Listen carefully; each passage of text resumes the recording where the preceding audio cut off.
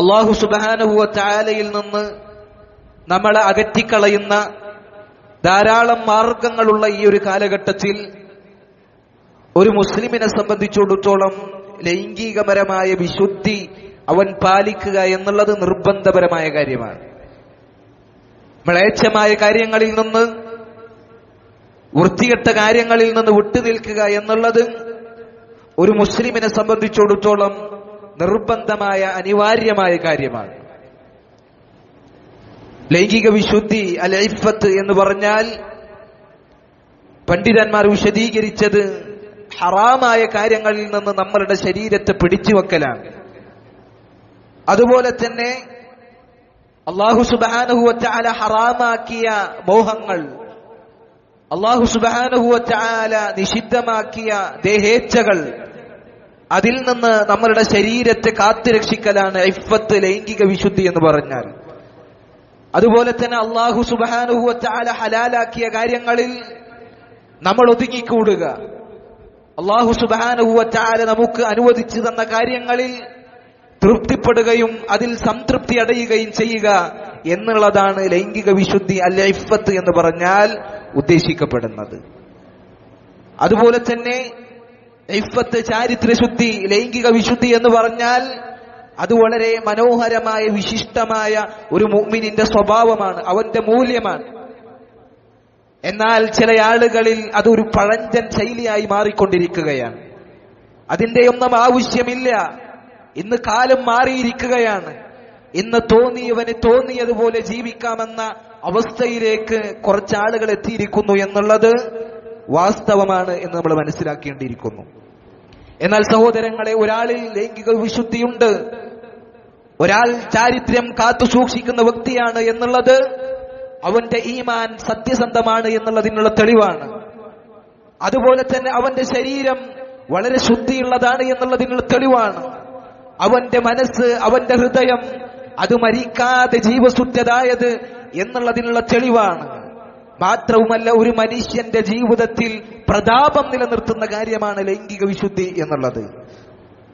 ആ ലൈംഗിക വിശുദ്ധിയിലൂടെ മ്ലേച്ഛമായ വൃത്തികളിൽ നിന്ന് നമുക്ക് വിട്ടുനിൽക്കുവാൻ സാധിക്കും.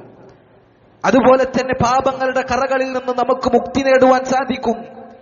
മാത്രവുമല്ല, അതിലെല്ലാം ഉപരി നാളെ പരലോകത്ത് അള്ളാഹുവിന്റെ ശിക്ഷയിൽ നിന്ന് രക്ഷ നേടുവാനും സാധിക്കും എന്നുള്ളതാണ്. ലൈംഗിക വിശുദ്ധിയില്ലാത്തവൻ, ചാരിത്രശുദ്ധിയില്ലാത്തവൻ ഏറ്റവും മോശമായ ഒരു വിശേഷണത്തിനർഹനാണ് എന്നുള്ളത് കൂടി നമ്മൾ മനസ്സിലാക്കേണ്ടിയിരിക്കുന്നു.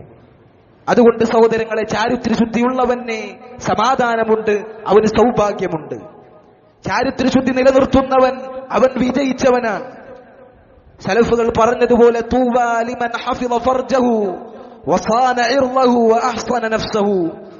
സ്വന്തം ശരീരത്തെ സംരക്ഷിക്കുകയും സ്വന്തം അഭിമാനത്തെ കാത്തുരക്ഷിക്കുകയും അവന്റെ ലൈംഗികാവയവത്തെ സൂക്ഷിക്കുകയും ചെയ്തവന് മംഗളമുണ്ട്, തൂബയുണ്ട് എന്ന് സലഫുകൾ പറഞ്ഞതായി കാണുവാൻ സാധിക്കും.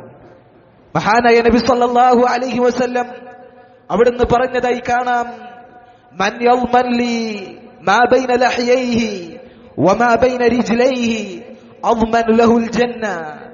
ആരോണോ എനിക്ക് രണ്ട് താടിയെല്ലുകൾക്കിടയിലുള്ളതിനെ സൂക്ഷിക്കാമെന്ന് ഉറപ്പു നൽകുന്നത്, അതുപോലെ തന്നെ രണ്ട് തൊടയെല്ലുകൾക്കിടയിലുള്ളതിനെ സൂക്ഷിക്കാമെന്ന് ഉറപ്പു നൽകുന്നത്, അവന് അദ്മനു ലഹുൽ ജന്ന, അവന് സ്വർഗം ഞാൻ ഉറപ്പു നൽകാം എന്ന് നബി സല്ലല്ലാഹു അലൈഹി വസല്ലം പറയുകയാണ്.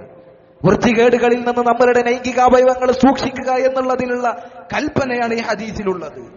മാത്രവുമല്ല, അള്ളാഹുവിന്റെ റസൂൽ സല്ലല്ലാഹു അലൈഹി വസല്ലമക്ക് ഈ രണ്ട് അവയവങ്ങളുടെ കാര്യത്തിൽ ഉറപ്പു നൽകുക എന്ന് പറഞ്ഞാൽ ആ രണ്ട് അവയവങ്ങൾ കൊണ്ട് ഹറാമായ കാര്യങ്ങൾ പ്രവർത്തിക്കാതിരിക്കുക എന്നുള്ളതാണ്. നാവിനെ നമ്മൾ സൂക്ഷിക്കേണ്ടതുണ്ട്. നമ്മളുടെ നാവിലൂടെ മറ്റുള്ളവന് വേദനിക്കുന്ന രീതിയിലുള്ള പ്രവർത്തനങ്ങൾ, വാക്കുകൾ വന്നുകൂടാ. ആ നാവിന്റെ കാര്യത്തിൽ നമ്മൾ നബി സല്ലല്ലാഹു അലൈഹി വസല്ലമക്ക് ഉറപ്പു നൽകുക.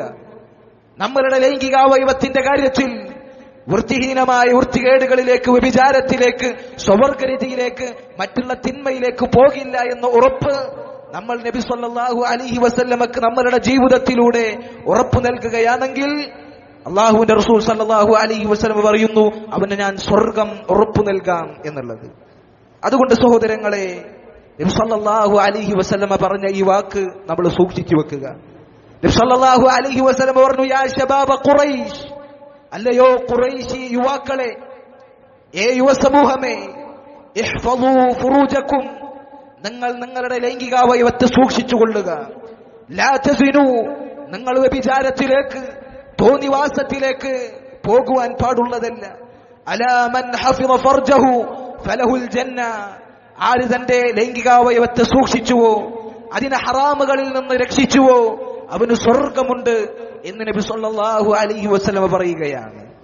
അപ്രകാരം ലൈംഗിക വിശുദ്ധി എന്നുള്ളത് സ്വർഗത്തിലേക്കുള്ള വഴിയായി നമ്മൾ മനസ്സിലാക്കേണ്ടതുണ്ട്. ലൈംഗിക വിശുദ്ധിയുടെ ആളുകൾ, ചാരിത്രം കാത്തു സൂക്ഷിക്കുന്ന ആളുകൾ, അവരാണ് സ്വർഗത്തിന്റെ ഉടമകൾ. അവർക്കാണ് സ്വർഗം അനന്തരമായി ലഭിക്കപ്പെടുവാൻ പോകുന്നത്. കാരണം ഒരു ലൈംഗിക വിശുദ്ധി പ്രാപിച്ച ഒരു വ്യക്തി, അവൻ സ്വന്തം നഫ്സിനെ, സ്വന്തം ശരീരത്തെ ഈ ദുനിയാവിൽ ആദരവുള്ളതാക്കിയിരിക്കുന്നു. അപ്രകാരം തന്നെ അല്ലാഹു സുബ്ഹാനഹു വ തആല അതിന് പകരമായി നാളെ പരലോകത്ത് അവന് ആദരവായി സ്വർഗം കൊടുക്കുന്നതാണ് എന്നാണ് നബി സല്ലല്ലാഹു അലൈഹി വസല്ലമ നമുക്ക് പഠിപ്പിച്ചു തരുന്നത്. അല്ലാഹു സുബ്ഹാനഹു വ തആല പറഞ്ഞു, ഖദ് അഫ്ലഹൽ മുഅ്മിനൂൻ, വിശ്വാസികൾ, അല്ലാഹുവിൽ ഈമാനുള്ള ആളുകൾ അവർ വിജയിച്ചിരിക്കുന്നു. എന്തൊക്കെയാണ് അവരുടെ പ്രത്യേകതകൾ? ധാരാളം പ്രത്യേകതകൾ അല്ലാഹു സുബ്ഹാനഹു വ തആല എണ്ണി പറയുന്നുണ്ട്. അതിൽപ്പെട്ട പ്രധാനപ്പെട്ട ഒരു പ്രത്യേകതയാണ് വല്ലദീന ഹും ലിഫുറൂജിഹിം ഹാഫിദൂൻ, അവർ അവരുടെ ലൈംഗികാവയവത്തെ സൂക്ഷിക്കുന്നതാണ്.